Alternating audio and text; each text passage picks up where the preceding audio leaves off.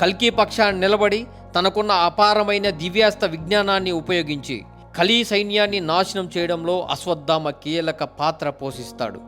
శ్రీకృష్ణుని శాపం వల్ల అశ్వత్థామ తన నుదుటిపై ఉన్న సహజ సిద్ధమైన మణిని కోల్పోతాడు. ఆ మణి అతనికి ఆకలి, దప్పిక, రోగాల నుండి రక్షణ ఇచ్చేది. అది పోయాక అతను నరకాన్ని అనుభవించాడు. కొన్ని కథనాల ప్రకారం కల్కి అవతారంలో అధర్మాన్ని అంతం చేసిన తర్వాత అశ్వత్థామకు ఆ మణి తిరిగి లభిస్తుంది. ఇది అతని పాప ప్రక్షాళనకు, కృష్ణుడు విధించిన శిక్ష ముగించడానికి సంకేతం.